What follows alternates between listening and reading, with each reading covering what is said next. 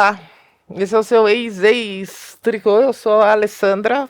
E eu sou a Clara. A Clara, e eu sou a Alessandra. E hoje a gente tem uma convidada especial, mas eu vou dar Um contexto. um contexto. Quem me segue no meu perfil pessoal sabe que aconteceu uma tragédia na minha vida faz exatamente 3 semanas. Parece 3 anos.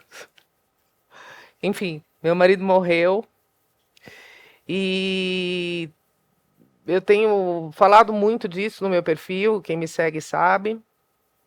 Foi uma coisa muito improvisa, isso é italiano, uma coisa muito inesperada e cruel e todos os adjetivos que eu puder dizer.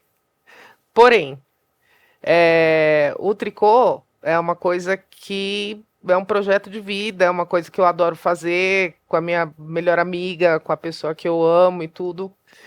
E eu não quero parar. Só que como conseguir fazer piada agora? Até dá, mas as minhas piadas são completamente... Tá um pouco piada fúnebre agora. Tá um pouco pesado. Mas continua. Tá um pouco pesado, mas tá bom, cara. Então, a única coisa que eu consigo fazer, respirar, pensar e tudo é na situação e em como tentar sair dela. E aí a gente teve essa ideia de fazer um tricô sobre o luto. Não sou só eu que estou passando por isso. Todo mundo vai passar por isso em algum momento. A gente vai falar sobre as diferenças de luto, como lidar, qual que é a diferença, o que dói mais, o que dói menos, existe isso e tal. E aí a gente trouxe a nossa convidada, que é a Letícia Menezes, psicóloga de mulheres e especialista em psicopatologias. E ela veio ajudar a gente a conduzir esse programa de hoje.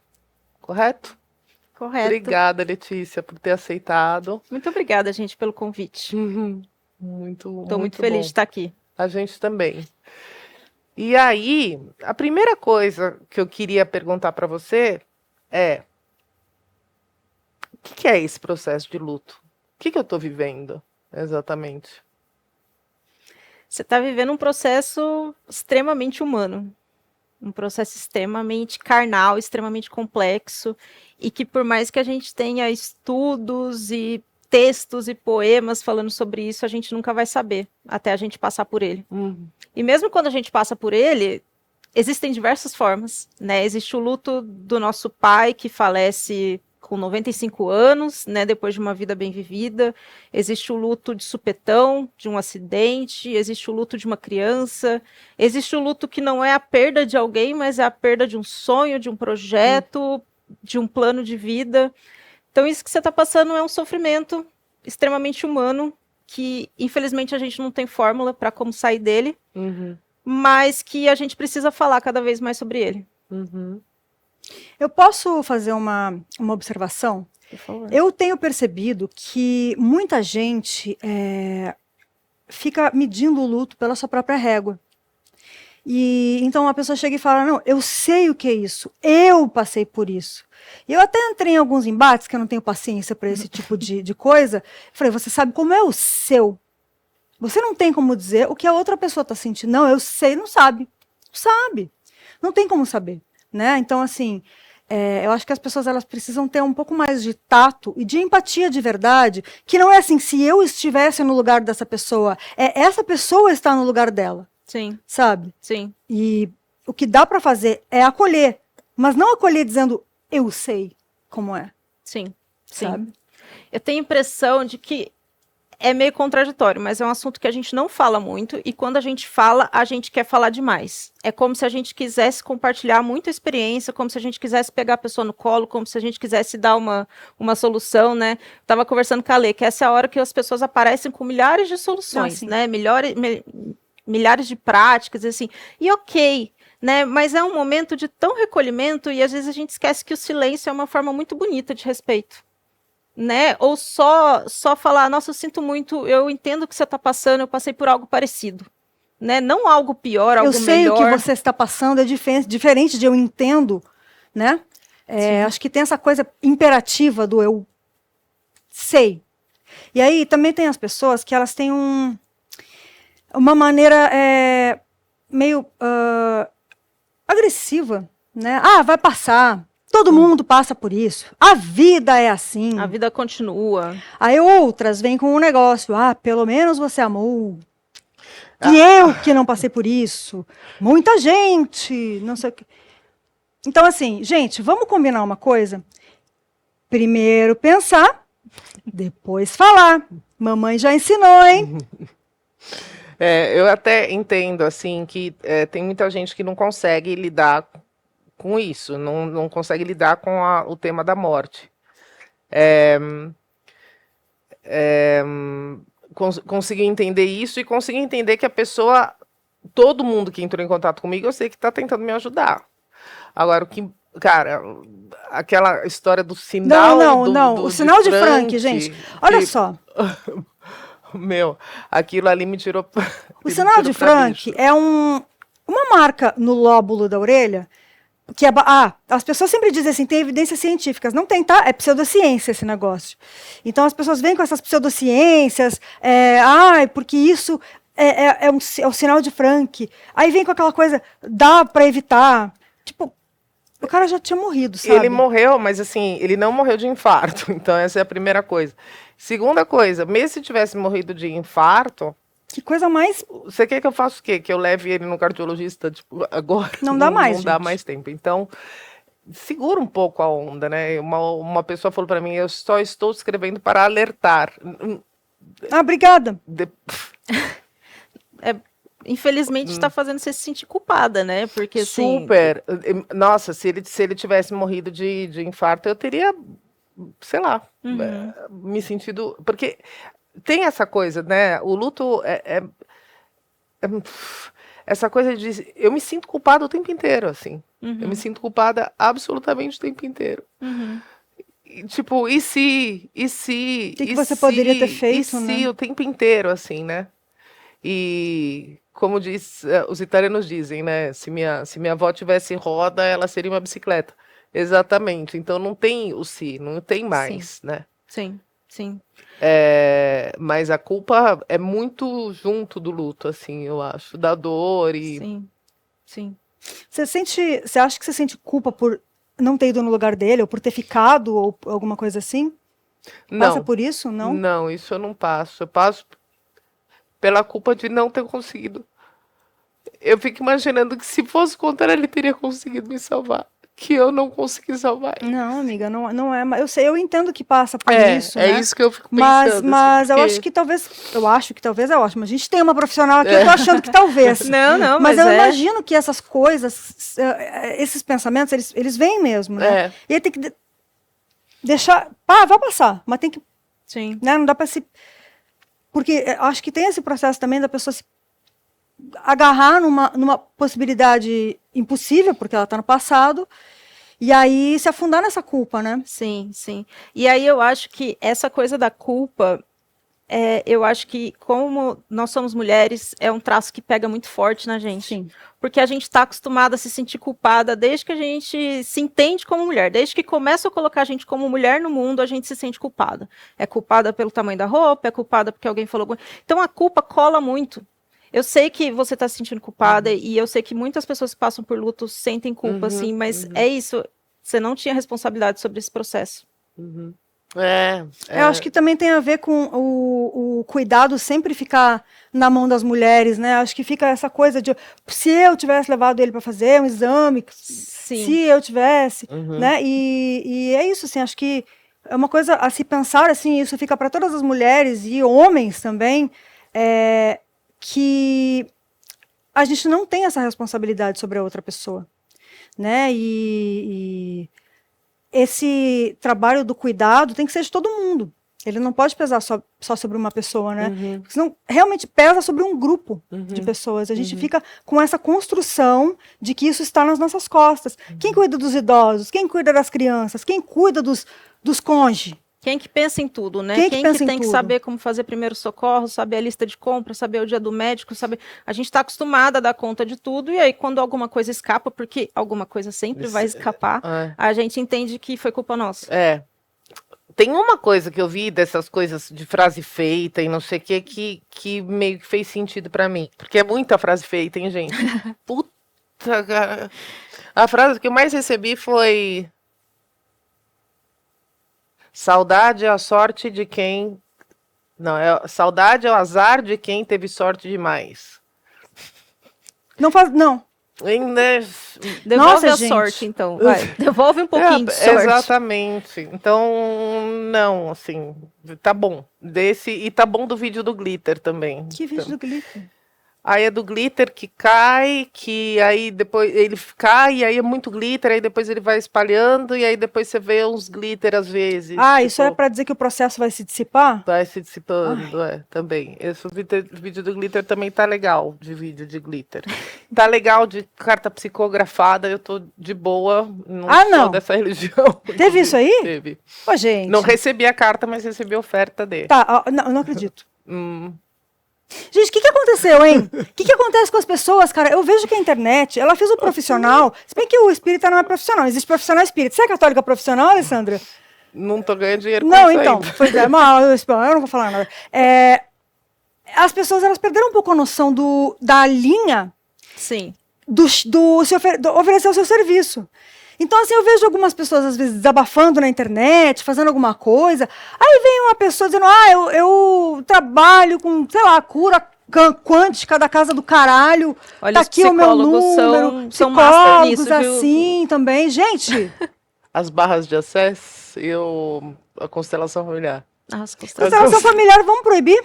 Tá bom já. Aí eu adoraria que Para proibisse, psicólogos na tá verdade. proibido, viu, gente? Quem não sabe, não pode. E também não pode psicólogo cristão, tá bom, gente? Beijo. Quer dizer, pode ser cristão, mas não pode... Pode ser cristão e ser psicólogo. Não pode ser psicólogo cristão. Que é outra coisa. São duas coisas diferentes. É isso. Não pode.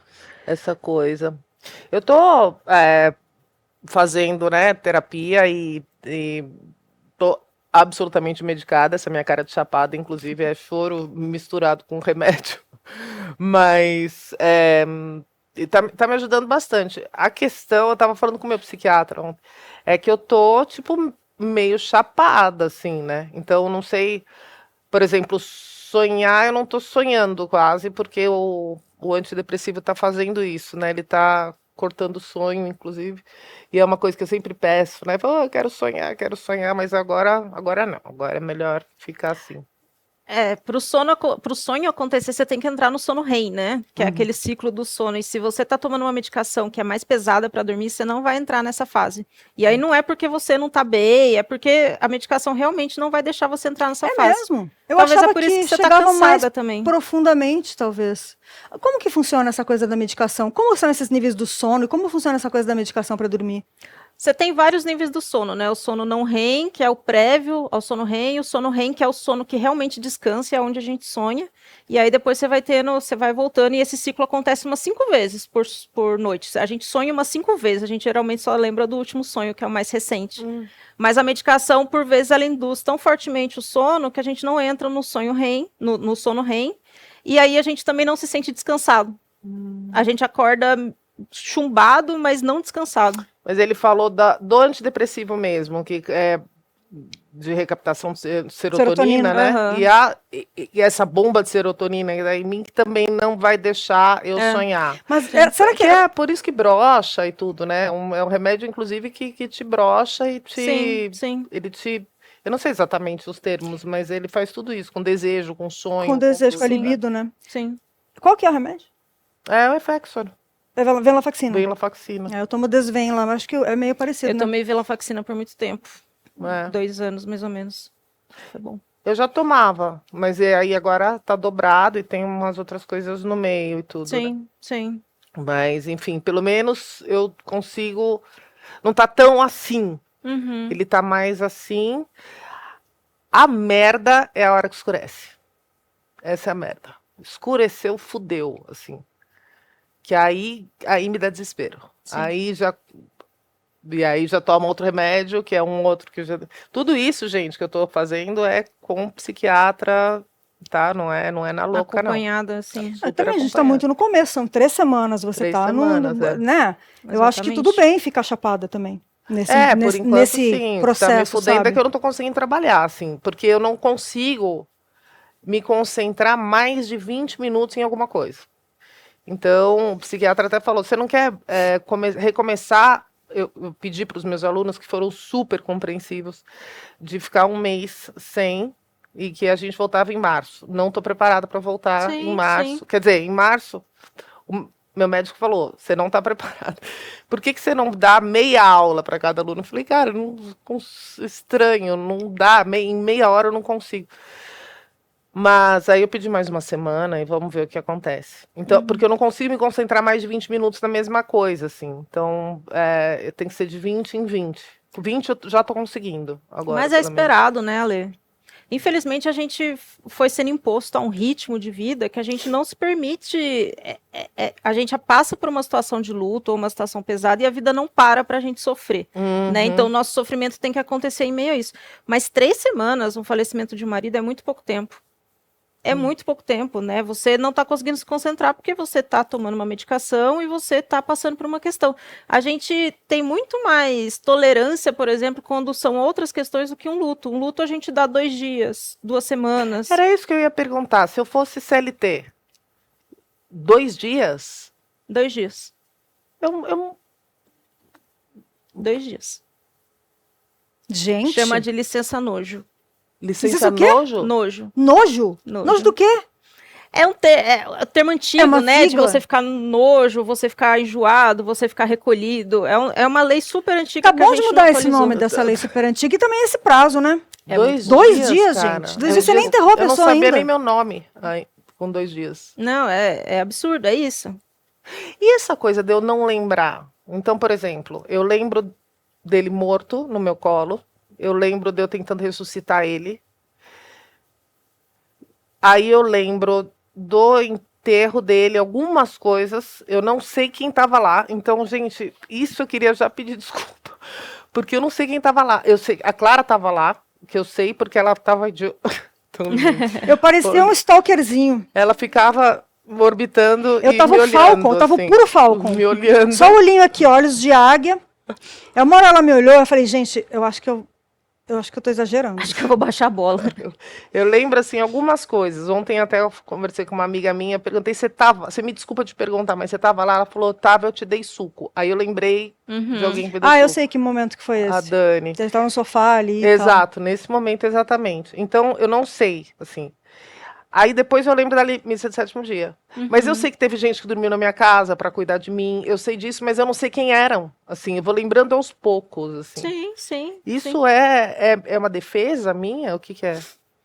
Você passou por um trauma muito grande, né? Porque acho que é isso, o seu processo de luto ainda, ele foi extremamente vivo, né? O seu marido morreu com você ali, né? É diferente de alguém que morre no hospital, você participou ali, né? Isso foi muito marcante. Provavelmente foi um sistema de compensação psíquico, assim, né? Tipo, eu não vou dar conta de tudo isso, então eu vou ter que abrir mão de algumas lembranças. Em algum momento eu vou lembrar, talvez? Vai saber. Não sei, Ale. Só se eu aguentar, eu acho, né? E que também tem isso, você tá com uma dose de medicação maior do que você tá acostumada, né? Eu sei que no dia que ele morreu, depois, eu tava de calcinha sutiã, eu tava me trocando para levar ele pro hospital, né? E, de novo, porque ele já tinha ido. Isso é um papo para outro dia. E eu tava de calcinha sutiã. Eu sei que abri a porta pro vizinho, pra vizinha, isso eu lembro, e pro bombeiro. Bombeiro não, SAMU. E eu de calcinha sutiã, assim, o tempo todo. E aí depois, eu lembro de pensar quanta gente na minha casa eu não conheço essas pessoas, assim. Era muita gente. E então... Aí já não lembro mais. Não lembro se eu dormi, quem que dormiu lá, se alguém dormiu, isso eu já não sei mais. A gente vai apagar. E é muito... Isso deve ser parecido com outro tipo de dor. Tipo com estresse pós-traumático de alguma forma, que não envolva morte necessariamente. O estresse... trauma, né? Eu sou diagnosticada com TEPT-C, né? Que é o estresse pós-traumático...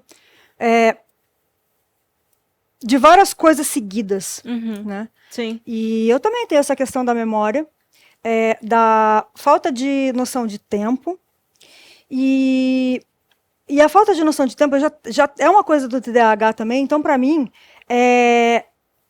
as coisas são muito nebulosas, essa coisa do tempo. Aí, dependendo de como está o meu estado mental, eu realmente não. Eu tô entendendo exatamente o que você está falando, de não saber, e de repente olhar, e tem um monte de gente, aí não tem mais. Tipo, cadê as pessoas? Isso, na minha cabeça é assim, um monte de cortes, gente, depois né? não São tá. cortes, E aí eu tô num flashes, lugar, né? depois eu tô em outro. Então Você não sabe como você chegou, Exatamente. se comeu, se dormiu, que dia é. Não, Sim. É por isso que a Clara falou brincando que ela ficou te seguindo, mas eu acho que você foi muito intuitiva, porque nesses momentos a gente precisa estar colado com uma outra pessoa, porque ela não lembra o que está acontecendo, ela não tem consciência para fazer decisões, né? Ela precisa de alguém colado com ela, assim. Nesse momento, a rede de apoio ela é extremamente fundamental, porque você não tinha condições, por exemplo, de lembrar se você trancou sua casa, se você colocou uma roupa, se você comeu.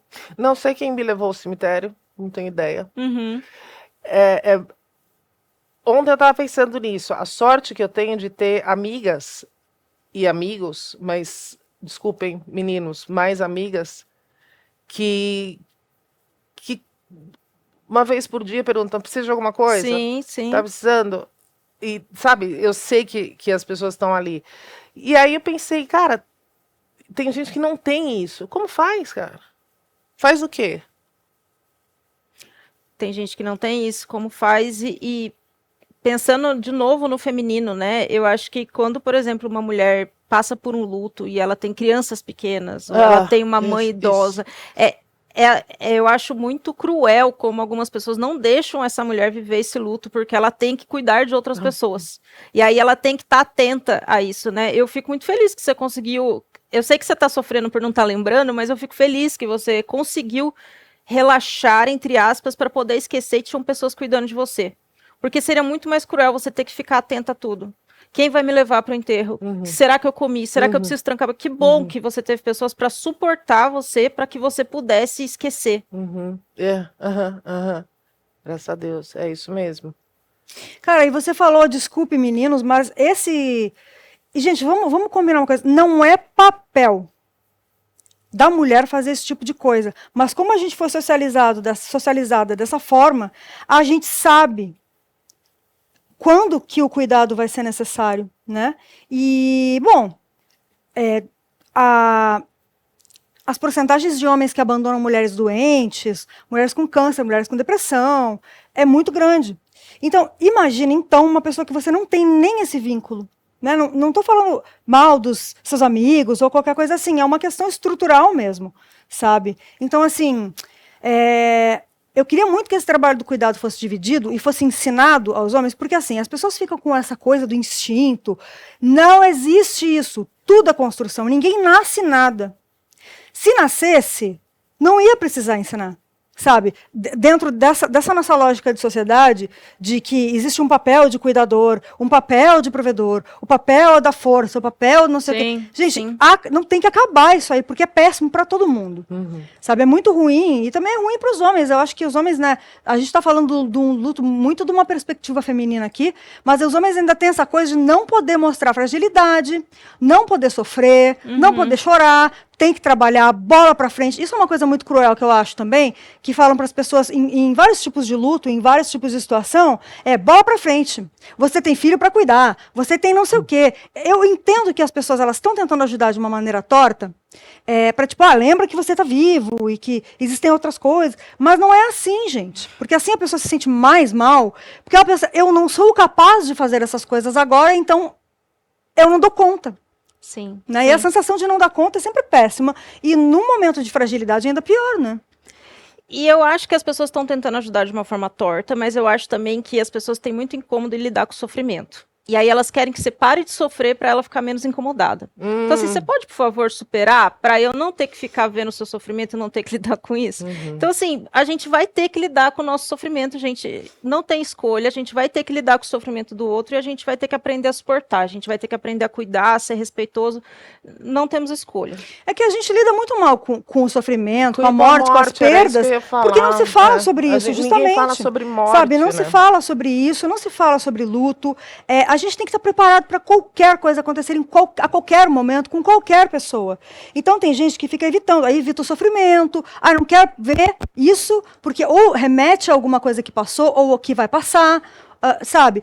E, gente, Como você também mesma disse, são vários tipos de luto, né? Então, vai acontecer. E é bom a gente pensar nisso e lidar com a morte. Já a morte tá ali, ela vai acontecer com todo mundo.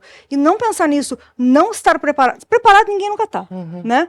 Mas, assim, isso precisa ser falado. É uma coisa muito ocidental esse negócio, né? De evitar a morte, fugir da morte, evitar o envelhecimento, porque Sim. vai acontecer, gente. A Sim. gente tem que... O melhor é se... E não é nem se preparar de uma forma que vai, sabe, ficar sempre paranoico que isso vai acontecer. Mas tem que pensar que vai, né? É uma coisa que tem... E quando acontece é tão tangível que você pensa, eu não pensei nisso antes. Né? Sim. É diferente quando a pessoa tá, por exemplo, meu pai tinha sido o luto mais doído até então, mas não tem nem comparação, assim, é meu pai, uma pessoa mais velha, doente, mais de 2 anos, eu cuidando e tal, Sim. né, é diferente. Mas ele passou por um ciclo, né, a gente acompanhou, assim.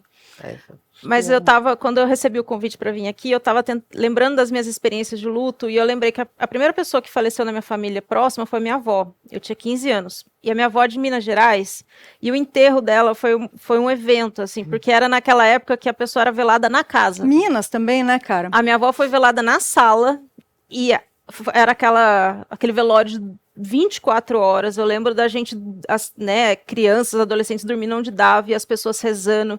E aí depois levaram o caixão da minha avó até a igreja e o pessoal na rua celebrando.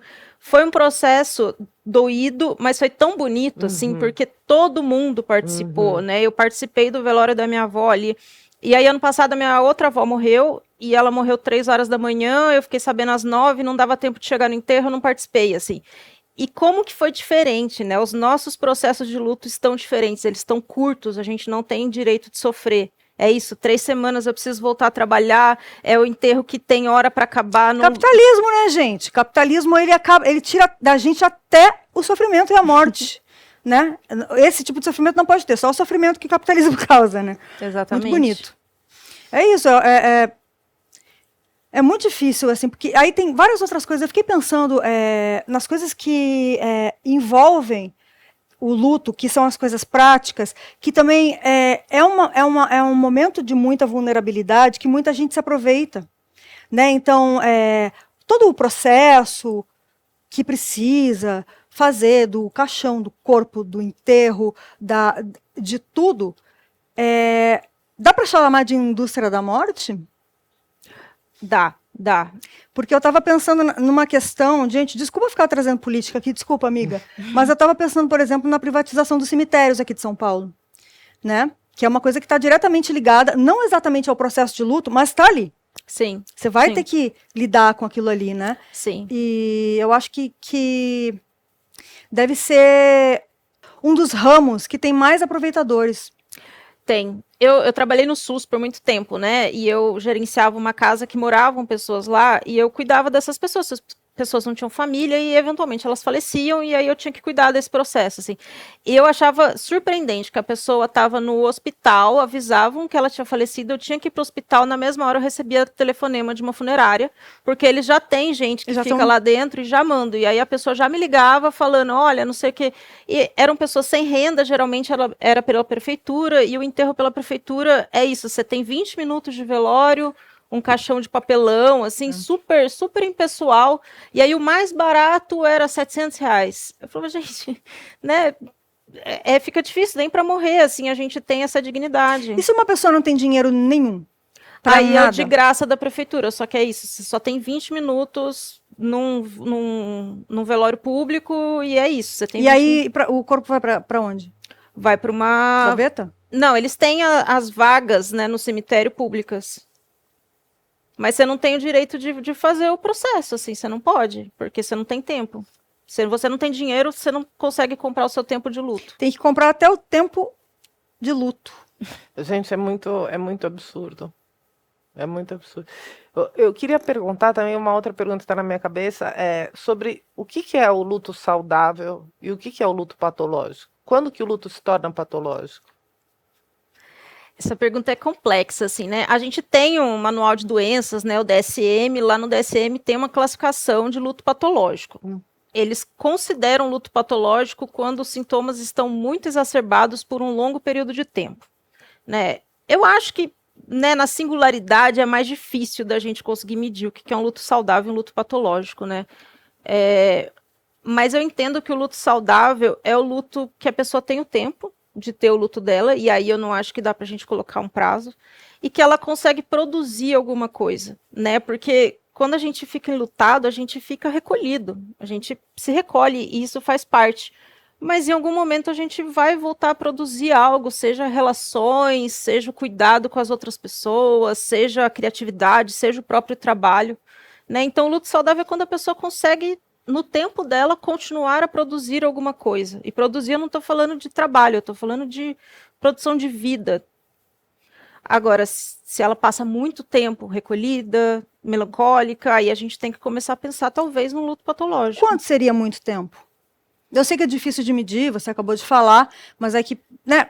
Quanto seria muito tempo? Nossa, isso está... Para o DSM, para a categorização ali da doença oficial, é 1 ano. Mas eu acho que a gente vai ter que ver no 1 a 1, porque isso depende. Quem que é a pessoa que faleceu? Qual que é o papel dessa pessoa na sua vida? Como é que você se relacionava com essa pessoa? Como é a sua vida? Né? O que você tem ali de cuidados que você precisa prestar? Eu tenho uma coisa que eu estava falando com a Clara. A Clara, na verdade, falou isso. Porque ele, além de ser meu marido, ele era meu melhor amigo, né?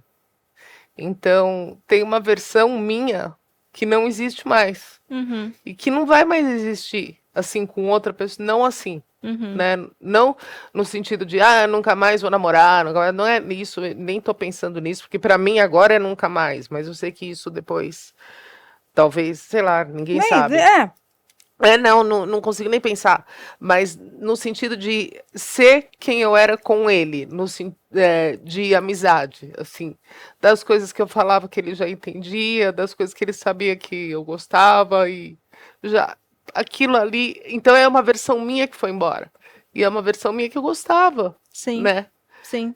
Eu gostava muito, e não tem mais, então isso morreu também.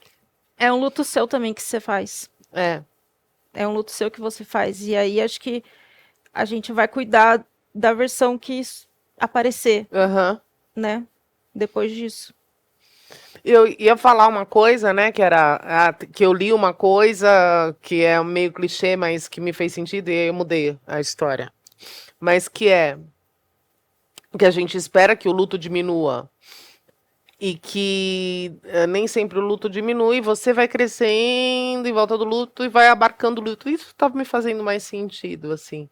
Com certeza. De que ele não diminui, quer dizer, ele diminui os sintomas, eu acho. Eu acho que a imagem talvez seja, ele não se dissipa, ele talvez vire uma parte sua. E você engloba E você ele. engloba. Sim.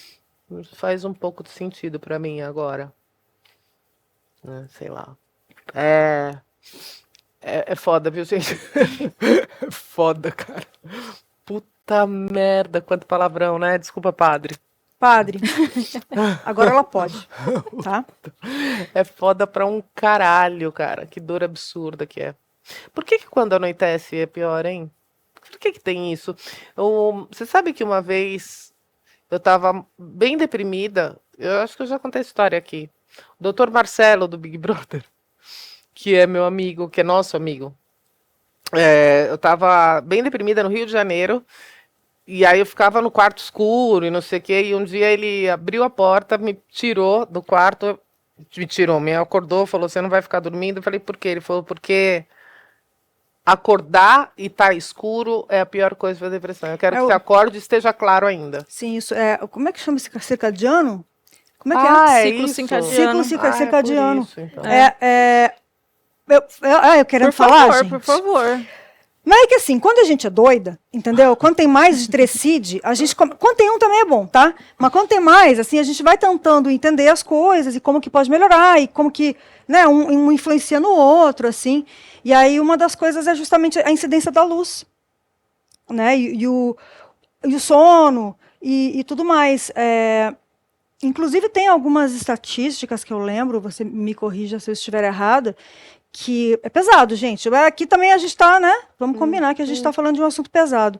Aliás, eu não acho nem que é tão pesado assim. Eu acho que devia ser falado mais para não ser tão pesado. Sim. Porque ele é pesado, porque ele não é falado. Tudo que não é falado, tudo que é proibido, que é ilegal, que é, sabe, tem essa cortina de veludo grossa que não dá para espiar.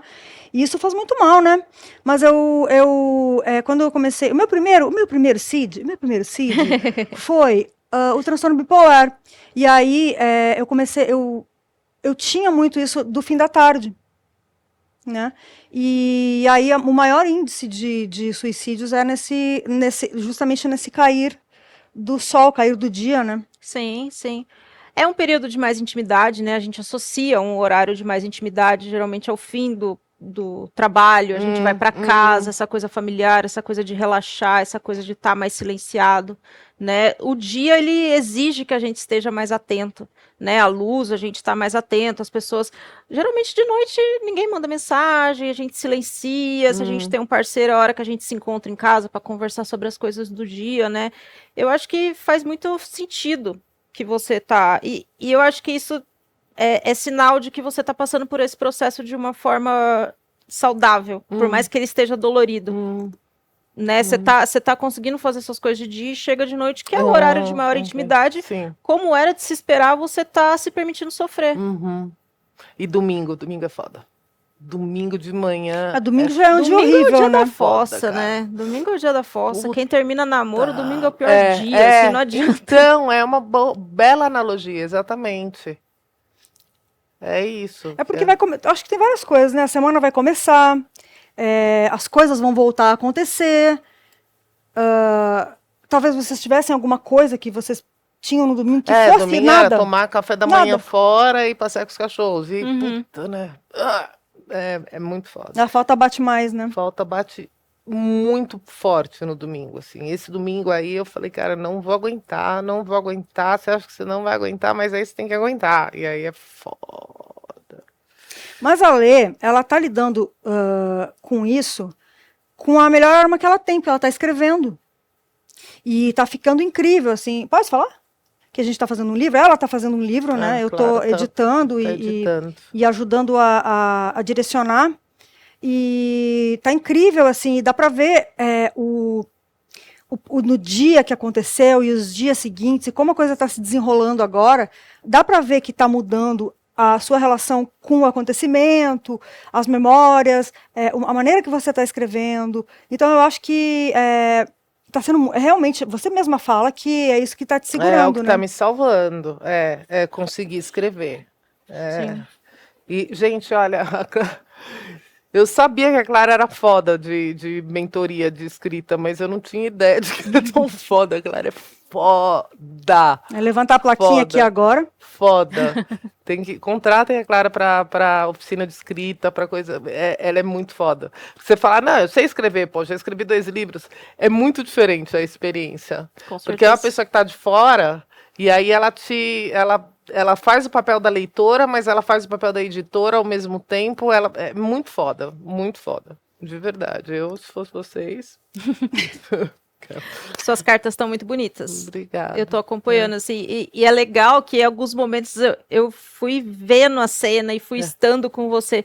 Você escreveu esses dias que acho que você estava passeando com seus cachorros e aconteceu um evento novo, apareceu um cachorro. E eu falei, nossa, né? Eu fiquei imaginando o que você estava sentindo, porque aconteceu uma coisa nova, que vocês não tiveram oportunidade de vivenciar junto, mas você lembrou dele e você falou, nossa, imagina poder contar e ele tá aqui, né? Isso que por isso que o luto não dá pra gente colocar uma pausa, porque vão acontecer coisas que você vai lembrar, putz, eu queria que ele tivesse aqui pra ele participar disso. E aí o que eu falo pra ela, justamente é que nesses momentos ela escreva como se estivesse falando com ele. Perfeito, né? Eu, há muitos anos, eu dou aula de escrita há 10, mas eu tenho 25 anos de carreira. Gente, eu tenho 46 anos, a pessoa não sabe a própria idade, e 25 anos de carreira. Então, assim, escrever para mim sempre foi um processo terapêutico de alguma forma. sabe? Então eu consigo entender o teu processo, eu consigo entender outros processos de outras pessoas que chegam com questões. Teve uma menina, a Ana, que ela chegou com uma história de um relacionamento abusivo. Ela mudou para outro país com o cara, filho. E aquele livro também foi um processo. Eu acho que, sem querer puxar a sardinha para o meu lado, Não, mas mesmo para pessoas que não são... O que acontece? Tem gente que acha que não pode escrever porque não é escritor, porque não sabe, porque não é letrado, porque vai errar o português. Gente, não é para se preocupar com isso. Isso tudo aí, negócio de errar em português, tem revisor, viu? Pra Exatamente. isso. Gente, se as pessoas vissem os originais dos ídolos delas, tá? Eu só digo isso. As únicas pessoas que sabem a verdade são os editores e os revisores. É verdade. Tá? Porque, olha, as boas histórias, elas não precisam passar por um processo de educação, exatamente, sabe? Você não precisa ser uma pessoa super letrada para contar uma boa história. É a sua história. E aí você vai com as armas que você tem. E é uma coisa muito elitista também achar que a pessoa que não tem, sabe, que não tem um conhecimento formal da coisa, não possa contar a sua história, porque isso exclui muita gente. E isso quereria dizer que todo mundo que tem conhecimento formal da coisa seria um grande escritor. Exatamente, que não é verdade, né, gente? A gente vê aí que não é verdade, né? E a gente vê que as maiores histórias sempre vêm das periferias, né? As outras visões de mundo, o próprio rap, né? Que vem de uma outra realidade. A Carolina Maria de Jesus, a gente vê assim que são rupturas dentro dessa estrutura elitista que é a própria literatura, né? Eu sou muito fã dessa quebra, assim. Eu tenho um sonho que está se realizando, de certa forma, que eu tenho agora a minha própria sala e a minha própria escola de escrita, e o que eu quero fazer é ensinar mulheres a contar suas próprias histórias. Porque o que chega de mulher falando, não é importante, não é nada demais, não, deixa pra lá, eu não sei contar, não sei, não vou falar. Sabe, se tira a importância, e não é assim. Gente, eu não consigo não fazer o recorte de gênero pra nada, tá? Nada. Eu já tive alunas que chegavam assim. O primeiro dia é sempre assim: me conta um pouco da sua história, com a escrita, como começou, se você escreve, não escreve, tem, não tem. A primeira. Eu não escrevo, mas eu tenho 2 livros prontos. Eu tenho diários desde os 11 anos. Eu tenho 2 livros prontos que eu nunca mostrei para ninguém, mas eu não escrevo. O homem, em compensação, ele escreveu uma poesia. Um HQ. E ele chega e fala: sou poeta. Teve uma época que eu parei de dar aula para homem, até porque eu estava cansada desse tipo de interrupção. Mas agora eu tenho uma triagem. Perfeito. Mas perfeito. é isso, assim, essas histórias importam. Essas histórias apagadas, essas histórias de luto, essas histórias das coisas escondidas, e que no fim das contas são coisas que muitas pessoas têm em comum, e que elas se conectam como estão se conectando com a sua escrita, com o seu luto, com as suas histórias, com o amor que vocês tinham, com tudo aquilo, né? Então a gente escrevam. Não sabe escrever? Sabe sim. Sabe sim. Sabe sim, não precisa ser, sabe? Ninguém está concorrendo ao Nobel ainda. Pode ser que concorra, mas assim, a gente não começa a escrever pensando nisso, né? Sim. E esse processo terapêutico da escrita, qual que é exatamente? Eu acho incrível, sim, eu sou muito fã. Eu sou muito fã porque quando a gente escreve, quando a gente às vezes está conversando, a gente tem a expressão da outra pessoa, que às vezes inibe ou às vezes estimula, a gente tem a fala da outra pessoa, então a gente pode ficar um pouco travado, né? E quando a gente escreve, é você e o papel. Se a gente conseguir se soltar um pouco disso, tem que ser o português correto, tem que ser... A gente consegue colocar exatamente aquilo que está ali pra gente. Né? E é muito curioso como essa coisa se repete, né? As mulheres não se sentem autorizadas a contar as histórias dela, seja na forma da escrita. Eu recebo muito isso na clínica. A pessoa vem para a terapia e ela começa a contar a história dela pedindo desculpa. Eu fiz isso, mas eu não sei se eu fiz certo. Isso aconteceu, mas eu não sei se foi... A gente tem o direito de contar a nossa história. A gente tem o direito de contar a nossa história de amor, a nossa história de luto, a nossa história de fracasso, a nossa história de sucesso. E a nossa história de violência também. Principalmente. Né? Que é uma coisa que as mulheres têm muito medo de falar, porque, é óbvio, vai ter sempre a retaliação do patriarcado, né, dos homens ali te dizendo Te que silenciando. cadê o outro lado? Sempre tem isso, né? Tem que ver o Só outro tem um lado. lado, Não tem. Minimizando. Minimizando, e outras mulheres que eu chamo de patriarquetes, né? Eu tenho esse apelido carinhoso para elas, que são essas mulheres que julgam as mulheres com essa visão machista, né? De você não é importante, você não é especial, Sim. né? Isso vem... Cara, eu tenho muita sorte, assim, que eu tive muito reforço positivo na minha vida. E eu comecei a escrever muito cedo, né?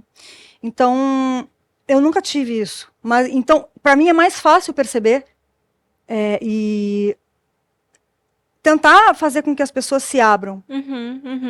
Né? A pessoa escreve uma coisinha, desmembra um pouco. Escreve mais sobre isso Você aqui. faz uma as coisa perguntas aqui. certeiras, né? O que você sentiu na hora da...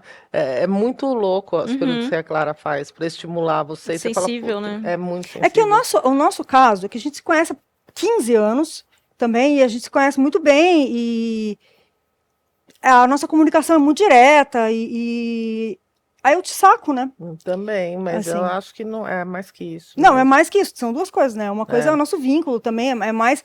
É que às vezes o vínculo pode tornar mais difícil também. Às vezes sim. Mas eu acho que no nosso caso, não, eu tenho certeza que no nosso caso Rola não, muito não bem. acontece isso, né? E as ilustrações vão ser do Antônio Fabiano Júnior, Que é o artista que trabalha com grande ela, artista maravilhoso. plástico, que já fez ilustrações do meu outro livro.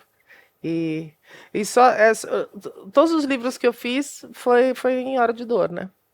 Eu escrevo com dor. Com felicidade eu não consigo escrever, não. Consegue. Quando eu comecei a escrever, a publicar e a escrever e tal, eu percebi depois, né, que eu ficava me sabotando para entrar em rupturas que me causassem dor, que me fizessem escrever.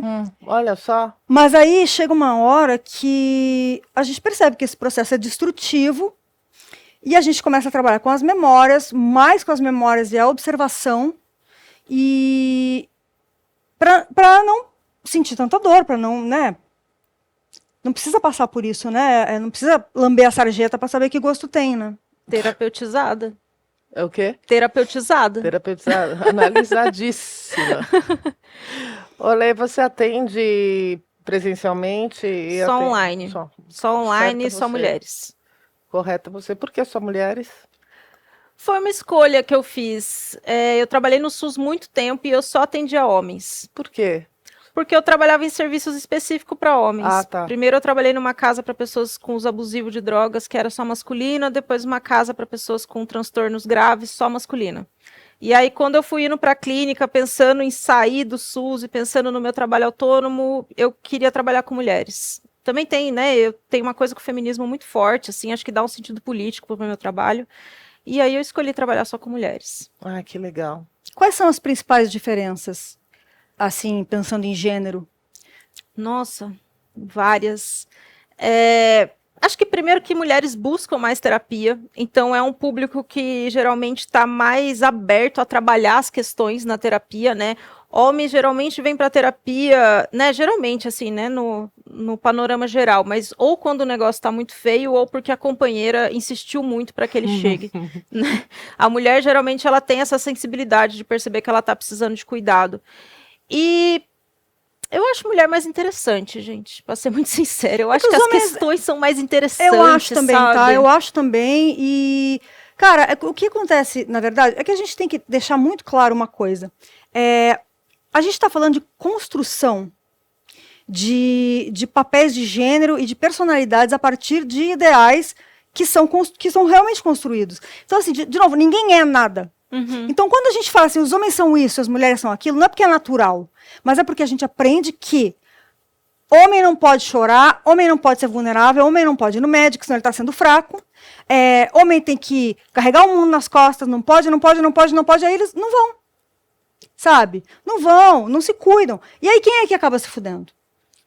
Porque ele não se cuida, mas não é que ele introjeta pra si a responsabilidade, ele bota em outra pessoa, sim. Exatamente, homens...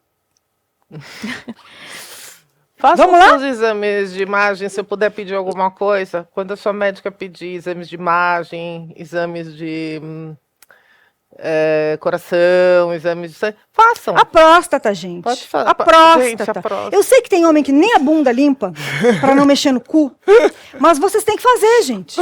Entendeu? Tem que fazer, cara. Ai, meu Deus. Tem que fazer higiene básica, né? Higiene Importante. básica também. Lávio bem Pinto. legal. Alô, doutor Lávio Pinto. Como é o nome do doutor Uro? Olá, doutor Uro. Lembra do doutor Uro? Não. É o desenho que tem. Ah, sei. Lávio Pinto. doutor Limpe o Uro. cu, faça exame de próstata e cuide da cabeça. E de tudo. Do Não. coração, Sim, dos rins, sim. né? Sim. fígado. Tome os remedinhos direitinho. Enfim. É isso, gente. Você quer falar mais alguma coisa, Lê? Acho que reforçando, já que a gente falou para os homens fazerem tantas coisas, né? Continuar reforçando para as mulheres. Eu acho que esse processo seu do luto, né? Claramente está sendo muito difícil, assim. E eu tô achando muito bonito a forma como você está sendo amparada, né? Essa história de vocês duas do livro, para mim, assim, ficou muito marcante, né? Porque, por acaso, a sua melhor amiga também é uma pessoa que trabalha com isso e ela tá tão próxima de você que ela consegue te amparar e, ao mesmo tempo, tem um olhar técnico e vai sair uma produção muito bonita disso. Então, que bom. Que bom que você está sendo amparado. Eu acho que o maior ganho que nós, mulheres, temos é a rede que a gente faz de cuidados. Com certeza, com certeza. Gente, a minha família mora no Rio Grande do Sul, outro país, sabe? E assim, se não fosse a rede de mulheres que eu tenho aqui, eu não tinha passado por nada. Eu não tinha passado. Ah, inclusive eu tenho um super recado para dar para os amigões do César que falavam com ele todo dia e que não me contataram em nenhum momento. Nossa. É só isso que eu gostaria de dizer. Endosso. Não sei nem quem são, mas olha, Amigões, super melhores amigos que falavam com ele todos os dias. É isso mesmo. Eu tô bem, não preciso de nada de vocês, não, mas. é só pra puta vocês que irem se pariu, fuder hein? mesmo. Puta que pariu. É isso. É isso então, gente. Muito obrigada. Obrigada a vocês. Vamos chamar de novo. Sim, Por favor. Porque a gente precisa, às vezes, gente, a gente recebe cada história aqui. Porque, assim, apesar de eu estudar o DSM, eu não tenho formação. Então, eu vou dar conselhos horríveis. Entendeu? Eu vou mandar agredir, revidar, Não, nadar. nadar. Vai mandar nadar. Então, assim, eu vou, né? Separa. Não, mas separa é pra separar mesmo, tá? E, enfim, a gente precisa de uma pessoa que tenha uma visão embasada, né? A gente pode E mandar assim- separar, mas com CRP, né? Separa. Isso. Com CRP. Exatamente. Exatamente, Muito perfeito. bom, muito bom. Ela não faz constelação familiar e ela também não faz barras de acesso, viu, gente? Eu não sei o que é Eu barra nem de sei o que acesso, que é gente. isso. Eu também não também. sei, é um negócio que estão me mandando para eu fazer, mas eu não sei o que Não que pode é. ser bom. É um negócio que põe aqui, acho que você Não é bom. deita e fica... Pseudociência. Não, é super pseudo. Constelação familiar, vocês podem parar de me mandar. Carta psicografada não é minha religião. Então não mandem mais. Mas eu agradeço muito pelo carinho. Obrigada. É isso, gente. Muito obrigada. A gente sabe que é meio fora do nosso tom aqui. Sim. Mas é isso. Mas o nosso... é a ponte para continuar. É a ponte para continuar. E assim, o nosso programa é sobre o que a gente é também.